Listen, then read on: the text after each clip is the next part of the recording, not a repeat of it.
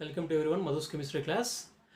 Today's session is how to identify major and minor products of given organic compounds. If any given organic reaction, we can easily find out which is the major product and which one is the minor product by using today's session trick. నానా ఈరోజు మనం ఏం చేస్తాం అంటే organic కెమిస్ట్రీలో major minor products పైన bits అడుగుతూ ఉంటాడు. ఈ మేజర్ మైనర్ ప్రోడక్ట్స్ని ఏ విధంగా మనం ఐడెంటిఫై చేయాలనే దానికి సంబంధించినటువంటి ట్రిక్ని నేను మీకు నేర్పిస్తాను. అక్కడ మనకు చాలాసార్లు ఆర్గానిక్ కెమిస్ట్రీలో మేజర్ మైనర్ ప్రోడక్ట్స్ దేనిపైన అడుగుతారంటే హాలోజినేషన్ పైన మాత్రమే అడిగేటువంటి అవకాశం ఉంది. హాలోజినేషన్ ఇక్కడ halogenation reactions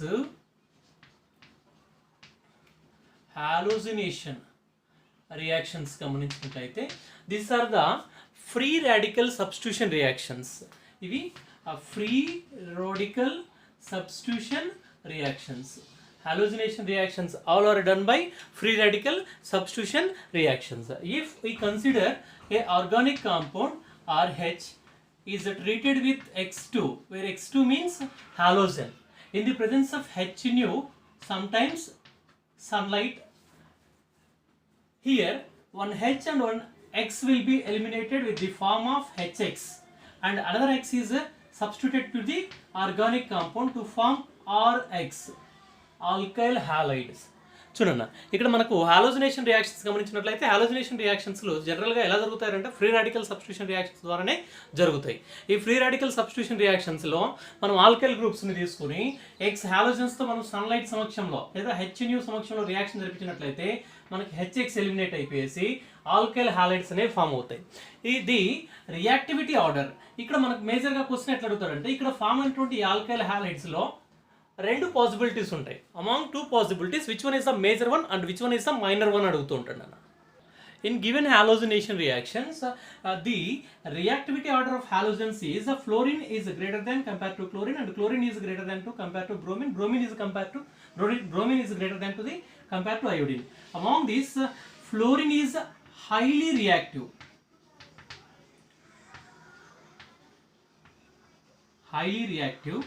and explosive in nature.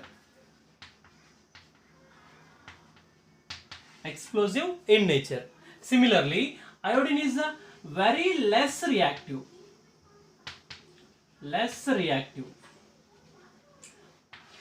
They form, for example, in iodation reaction, alkyl compounds react with iodine to form alkyl iodide by the elimination of Hi, hydrogen iodide. It acts as a strong reducing agent. మనకు hydrogen iodide కానీ form అయినట్లయితే the strong reducing ఏజెంట్గా act అవుతుంది. Strong reducing ఏజెంట్గా act అయ్యి మళ్ళీ reaction ఏమవుతుందంటే backward డైరెక్షన్లో జరిగిపోతుంది. సో ఇక్కడ మనం గమనించినట్లయితే రియాక్షన్స్లో మనకు ఫ్లోరిన్ కనపడినట్లయితే ఫ్లోరిన్ ఏ కాంపౌండ్లో అయితే ఉంటుందో అది మేజర్ ప్రోడక్ట్, అందులో డౌట్ లేదు. నెక్స్ట్ అయోడిన్ కనపడితే దీని యొక్క రియాక్టివిటీ చాలా తక్కువగా ఉంటుంది. దీన్ని కూడా మనం ఇక్కడ కన్సిడర్ చేయాల్సిన అవసరం లేదు. సో మనకి ఇక్కడ మనం దేంట్లో మనం మేజర్ మైనర్ ప్రోడక్ట్స్ గురించి డిస్కస్ చేసుకోవాలంటే among chlorine and bromine. Chlorine is the more reactive compare to bromine. Among these two compounds which is the major and minor product identification. So in this case if the question is asked the chlorination reaction or bromination reaction, the major and minor products will be calculated by using below trick. Okay, మనం ఇక్కడ క్లోరినేషన్లో కానీ బ్రోమినేషన్లో కానీ major minor ప్రోడక్ట్ని మనం identify చేయడానికి మనకి ఇక్కడ ఒక 4 రూల్స్ ఉన్నాయన్న. ఈ 4 రూల్స్ని మనం కనుక ఈజీగా గుర్తుపెట్టుకోగలిగితే మనకు ఏ కాంపౌండ్కైనా సరే మేజర్ మైనర్ ప్రోడక్ట్ని ఈజీగా ఐడెంటిఫై చేయొచ్చు. ఇందులో కూడా మనకు క్లోరిన్ బ్రోమిన్ యొక్క రియాక్టివిటీ ఆర్డర్ తీసుకున్నట్లయితే క్లోరిన్కి చాలా ఎక్కువగా ఉంటుంది బ్రోమిన్తో కంపేర్ చేసినప్పుడు. బ్రోమిన్ యొక్క రియాక్టివిటీతో పోలిస్తే క్లోరిన్ యొక్క రియాక్టివిటీ ఎక్కువగా ఉంటుంది ఇందులో ఫ్రీ రాడికల్ సబ్స్టిట్యూషన్ రియాక్షన్స్లో. ఓకేనా? సో ఇక్కడ గమనించాల్సిన విషయం నాన్న, మనం ఏ రూల్స్ గుర్తుపెట్టుకోవాలంటే ఫస్ట్ రూల్ అన్న, nature of halogen. either given halogen is a chlorine or bromine to identify. So first step ఏం చేయాలంటే ఇచ్చినటువంటి హాలోజన్ క్లోరినేషన్ బ్రోమినేషన్ అనేది ఐడెంటిఫై చేయాలి. Next second one, number of type of hydrogen atoms, either the compound consisting how many primary hydrogen atoms and how many secondary hydrogen atoms and how many tertiary hydrogen atoms. I think you know very well about primary and secondary and tertiary compounds. ఇక్కడ primary secondary tertiary compounds అంటే మీకు అందరికీ చాలా బాగా తెలుసని నేను అనుకుంటున్నా. So ఏం లేదు నాన్న, ఇప్పుడు ఒక కార్బన్ ఆటమ్ ఉంది, it is attached to the only one another carbon atom, they consider has a primary carbon. The primary carbon atom containing hydrogen atoms is considered as a primary hydrogen atoms. And similarly, the carbon atom consisting to another carbon atoms, the carbon atom is attached to the another two carbon atoms, they consider as a secondary carbon atom. And the consisting hydrogen atoms is considered as a secondary hydrogen atoms. And similarly, the carbon atom consisting three carbon atoms, they consider as a tertiary carbon atom. Then the hydrogen atoms is considered as a tertiary hydrogen atoms. నానా ఒకే ఒక మనం జనరల్గా తెలుసుకున్నది, ఒక carbon గ్రూప్కి ఒకే ఒక alkyl group ఉంటే primary అని, ఒక కార్బన్ ఆటమ్ చుట్టూ రెండు ఆల్కైల్ గ్రూప్స్ ఉన్నట్లయితే సెకండరీ అని, ఒక కార్బన్ ఆటమ్ చుట్టూ మూడు ఆల్కైల్ గ్రూప్స్ ఉన్నట్లయితే కనుక టెర్షరీ అని మనం క్యాలిక్యులేట్ చేస్తాం, మనం ఐడెంటిఫై చేస్తాం. సో అదేవిధంగా ఒక కాంపౌండ్ని మనం తీసుకున్నట్లయితే ఆ కాంపౌండ్లో ఎన్ని ప్రైమరీ కార్బన్ ఆటమ్స్, ఎన్ని ప్రైమరీ హైడ్రోజన్ ఆటమ్స్ ఉన్నాయి, ఎన్ని సెకండరీ హైడ్రోజన్ ఆటమ్స్ ఉన్నాయి, ఎన్ని టెర్షరీ హైడ్రోజన్ ఆటమ్స్ ఉన్నాయి అనేది మనం ఐడెంటిఫై చేయాలి. సో చూడండి, ఫస్ట్ క్లోరిన్ మనం ఉన్నటువంటి హాలోజన్ ఐడెంటిఫై చేస్తున్నాం, సెకండ్ వన్ ఏం చేస్తున్నామంటే హైడ్రోజన్ ఆటమ్స్ని ఐడెంటిఫై చేస్తున్నాం. Next with the relative rate of substitution, ఇక్కడ హాలోజన్కి ఒక రిలేటివ్ రేట్ ఆఫ్ సబ్స్టిట్యూషన్ ఉంటుంది. నెక్స్ట్ అదేవిధంగా క్లోరిన్కి ఒక విధమైన వాల్యూ ఉంటుంది, బ్రోమిన్కి ఒక విధమైనటువంటి వాల్యూ ఉంటుంది అన్న. క్లోరిన్ తీసుకున్నాం అనుకో, క్లోరిన్కి తీసుకున్నట్లయితే టెర్షరీ సెకండరీ ప్రైమరీ, టెర్షరీ కార్బన్కి వచ్చేసి టెర్షరీ సెకండరీ ప్రైమరీ యొక్క రేషియో తీసుకున్నట్లయితే 5:3.8:1. అంటే టెర్షరీ కాంపౌండ్స్ 5 మోల్స్ రియాక్ట్ అయ్యేదానికి ఎంత టైం పడుతుందో సెకండరీ కాంపౌండ్స్ రియాక్ట్ అవ్వడానికి 3.8 మోల్స్ సరిపోతుంది నాన్న. నెక్స్ట్ అదేవిధంగా 1 మోల్ ప్రైమరీ కాంపౌండ్ రియాక్షన్ జరపడానికి ఎంత టైం అయితే పడుతుందో అంతే టైంలో 5 మోల్స్ టెర్షరీ కాంపౌండ్స్ అనేది రియాక్షన్ జరుపుతాయి. సో ఇక్కడ relative substitution, relative rate of substitution వచ్చేసి క్లోరిన్కి వచ్చేసి 5:3.8:1. అదేవిధంగా బ్రోమిన్ చూసుకున్నట్లయితే 1600, వెరీ వెరీ రియాక్టివ్, కొంచెం జాగ్రత్త గుర్తుపెట్టుకో. టెర్షరీ కాంపౌండ్స్ బ్రోమినేషన్లో టెర్షరీ కార్బన్ ఆటమ్స్ ఉంటే ఫాస్ట్గా రియాక్షన్లో ఇన్వాల్వ్మెంట్ అవుతాయి. 1600:82:1. సో ఇది third rule. Next fourth rule తీసుకున్నట్లయితే percentage of yield. Percentage of yield ఎట్లా కనుక్కుంటున్నామంటే relative yield by total yield into 100. Percentage of ఈల్డ్ని మనం ఎట్లా క్యాలిక్యులేట్ చేస్తామంటే relative yield by total yield into 100 వేయాలి. రిలేటివ్ ఈల్డ్ ఎట్లా క్యాలిక్యులేట్ చేస్తామంటే మనకు రేట్ ఆఫ్ సబ్స్టిట్యూషన్, ఇక్కడ చూడన్నా రిలేటివ్ రేట్ ఉంది కదా నాన్న, అదేవిధంగా రిలేటివ్ రేట్ సబ్స్టిట్యూషన్, మనకు రిలేటివ్ రేట్ ఆఫ్ సబ్స్టిట్యూషన్ ఇక్కడ ఉన్నటువంటి value, for example tertiary carbons అనుకో 1600 into number of hydrogen atoms, ఎన్ని హైడ్రోజన్ ఆటమ్స్ ఉన్నాయి 3 ఉంటే 3 ఇంటూ 3 చేస్తాం. మనకి ఏమొస్తుందంటే మనకు రిలేటివ్ ఈల్డ్ వస్తుంది. రిలేటివ్ ఈల్డ్ ఎట్లా క్యాలిక్యులేట్ చేస్తామంటే మనకు వచ్చేసి relative rate into number of hydrogen atoms, either corresponding hydrogen atoms primary secondary are tertiary. Primary అనుకోండి, ప్రైమరీ అన్నప్పుడు 1 సబ్స్టిట్యూట్ చేయాలా. సెకండరీ అనుకోండి 82 ఇంటూ ఎన్ని హైడ్రోజన్స్ ఉంటే అంత వాల్యూతో మనం మల్టిప్లై చేయాలా. లేదు టెర్షరీ అనుకోండి 1600 ఇంటూ ఎన్ని నెంబర్ ఆఫ్ హైడ్రోజన్ ఆటమ్స్ ఉంటే అన్ని నెంబర్ ఆఫ్ హైడ్రోజన్ ఆటమ్తో మల్టిప్లై చేయాలా. ఇక్కడ పర్సెంటేజ్ ఆఫ్ ఈల్డ్ హైయెస్ట్ మనకు దేనికైతే వస్తుందో అది మేజర్ ప్రోడక్ట్ గాను, పర్సెంటేజ్ ఆఫ్ ఈల్డ్ దేనికైతే లెస్ వాల్యూ వస్తుందో దాన్ని మనం ఏం చేస్తున్నామంటే మైనర్ ప్రోడక్ట్ గాను మనం అజ్యూమ్ చేసుకుంటాం. ఓకేనా, ఇవి రూల్స్. ఓకే, సో దీనిపైన క్వశ్చన్ ఎలా అడుగుతాడంటే, for example butane undergoes chlorination process. We get two different types of product. One is the 1-chlorobutane, another one is the 2-chlorobutane. It is considered as a compound A, it is considered as a compound B. Which one is the major product అంటాడు అన్న. ఇక్కడ butane ఇచ్చి ఉంటాడు, బ్యూటేన్ని మనం క్లోరిన్తో reaction జరిపించినప్పుడు మనకి ఏం form అవుతుందంటే 2 different types of products form అవుతాయి. 1-chlorobutane ఒకటి, 2-chlorobutane ఒకటి. ఈ రెండింటిలో ఒకదాన్ని ఏ గాను ఒకదాన్ని బి గాను అజ్యూమ్ చేసుకొని ఇట్లలో ఏది మనకు మేజర్ ప్రోడక్ట్ ఏది మైనర్ ప్రోడక్ట్ అంటాను అన్న. సో ఇక్కడ మీరు గుర్తుపెట్టుకోవాల్సింది ఒకసారి రూల్స్ చూసుకుందాం. ఫస్ట్ రూల్ ఏం చెప్పినాము, రియాక్షన్ అది క్లోరినేషన్ బ్రోమినేషన్ ఐడెంటిఫై చేయాలి. క్లోరిన్తో రియాక్షన్ జరుగుతుందా, బ్రోమిన్తో రియాక్షన్ జరుగుతుందా. సో ఫస్ట్ పాయింట్ మనం ఐడెంటిఫై చేస్తున్నాం, ఇది క్లోరినేషన్ రియాక్షన్. సెకండ్ పాయింట్ ఏం చేయాలా, number of type of hydrogen atoms తీసుకోవాలి. Number of type of hydrogen atoms మనం ఎట్లా క్యాలిక్యులేట్ చేస్తామంటే, చూడన్న ఈ కార్బన్ ఆటమ్ ఒక కార్బన్ ఆటంతోనే డైరెక్ట్ అటాచ్మెంట్లో ఉంది, వీటితో సంబంధం లేదు. సో ఒక కార్బన్ ఆటంతో మాత్రమే డైరెక్ట్ అటాచ్మెంట్లో ఉంది కాబట్టి దీంట్లో ఇది ఏ కార్బన్ ఆటం అంటే ఇది primary carbon atom. So next అదేవిధంగా ఈ కార్బన్ ఆటంని మీరు కన్సిడర్ చేసినట్లయితే దీనికి ఇటువైపున ఒక కార్బన్ ఆటం ఉంది, ఇటువైపున ఒక కార్బన్ ఆటం ఉంది, కాబట్టి ఇది ఏ carbon atom, secondary carbon atom. So ఇక్కడ కన్సిడర్ చేసినట్లయితే దీనికి ఇటువైపున ఒక కార్బన్ ఆటం ఉంది, ఇటువైపున ఒక కార్బన్ ఆటం ఉంది, కాబట్టి ఇది కూడా సెకండరీ కార్బన్ ఆటం.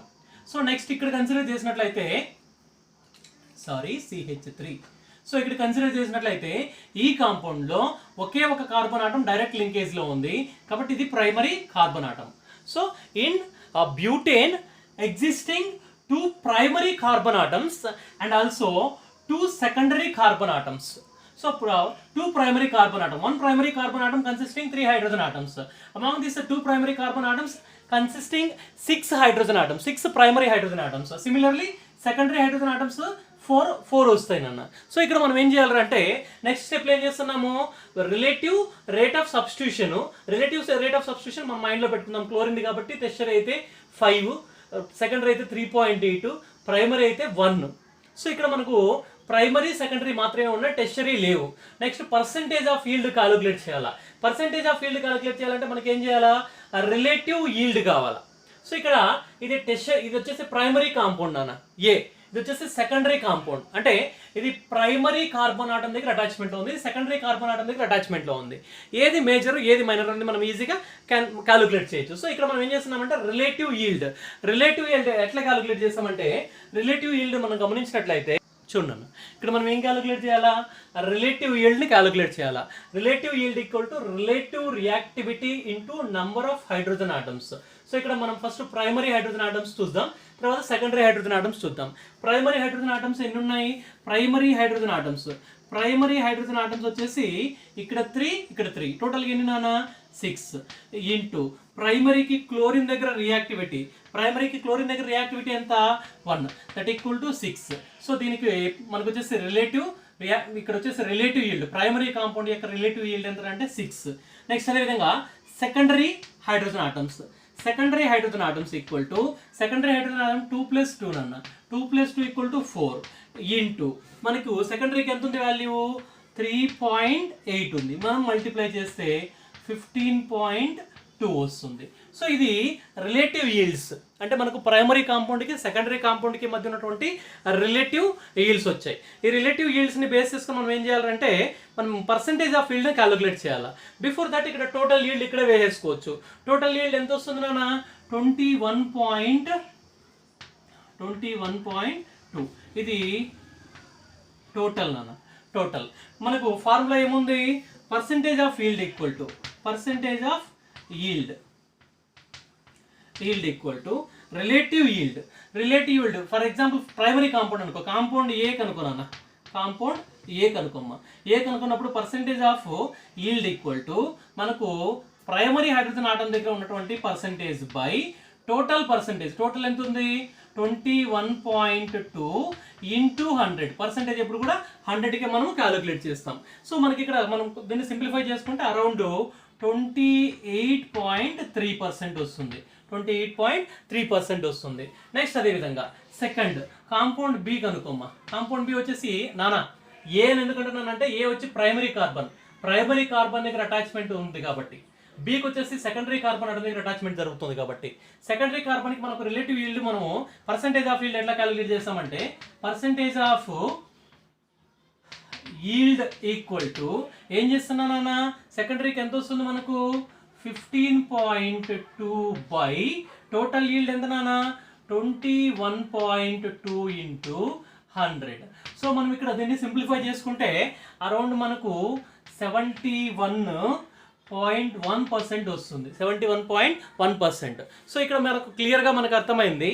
సో ఇక్కడ పర్సంటేజ్ ఆఫ్ ఈల్డ్స్లో ఏ కాంపౌండ్ యొక్క పర్సంటేజ్ ఆఫ్ ఈల్డ్ వచ్చేసి 28.3 ఉంది, బి కాంపౌండ్ యొక్క పర్సంటేజ్ ఆఫ్ ఈల్డ్ వచ్చేసి 71.1 ఉంది. సో ఇక్కడ పర్సంటేజ్ ఆఫ్ ఈల్డ్ ఏ కాంపౌండ్కి అయితే ఎక్కువ వస్తుందో అది major product, percentage of yield ఏ కాంపౌండ్కి అయితే తక్కువ వస్తుందో అది మైనర్ ప్రోడక్ట్. ఓకేనా, కన్ఫ్యూజ్ అవ్వద్దు. సో ఇందులో మనకు మేజర్ ప్రోడక్ట్ ఏదైనా అంటే మనకు కాంపౌండ్ బి వచ్చేసి మేజర్ ప్రోడక్ట్, ఏ వచ్చేసి మైనర్ ప్రోడక్ట్. ఓకేనా, ఓకే.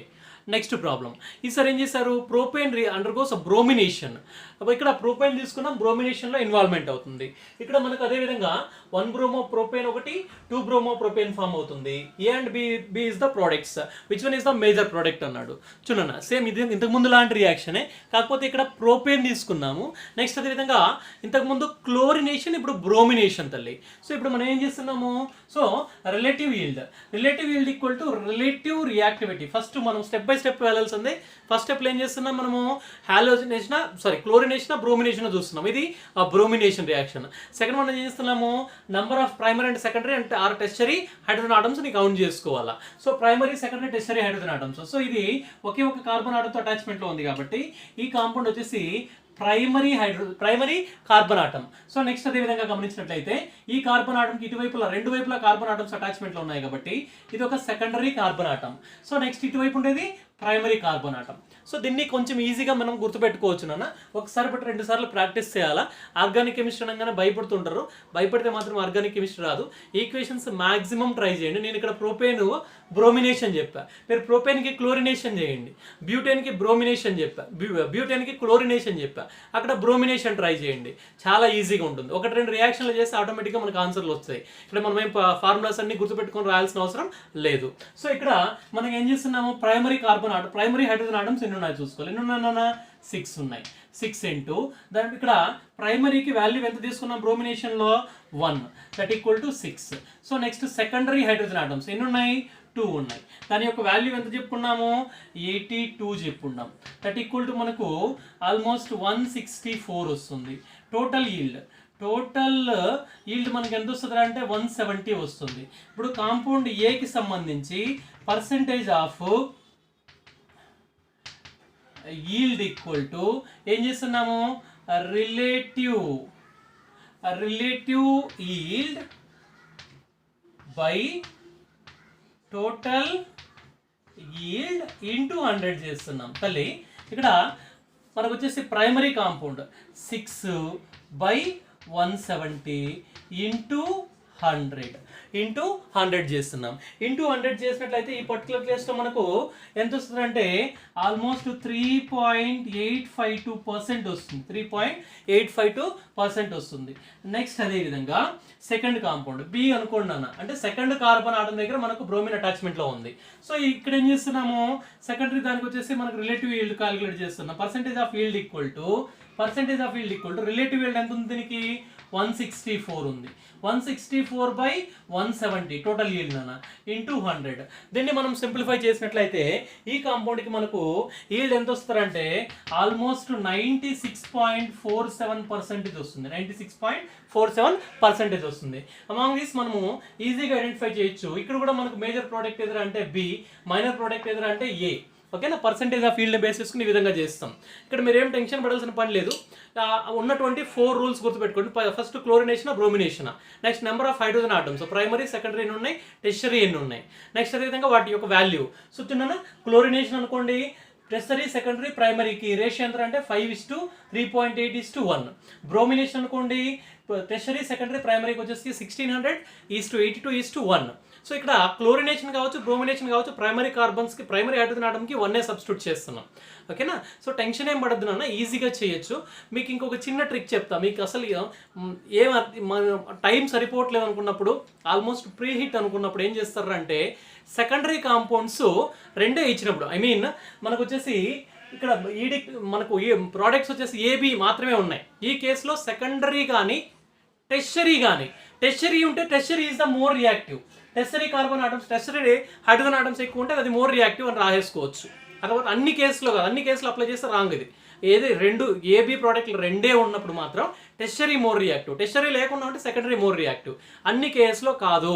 ఓకేనా, నేను దీనిపైన ఇంకా కొన్ని 2 ప్రాబ్లమ్స్, 2-3 ప్రాబ్లమ్స్ నేను ఇక్కడ బోర్డు పైన రాస్తాను. వీటిని మీరు జాగ్రత్తగా నోట్ చేసుకొని వాటికి సొల్యూషన్ చేసి నాకు పంపించండి. ఓకేనా, కొంచెం జాగ్రత్తగా చేయండి.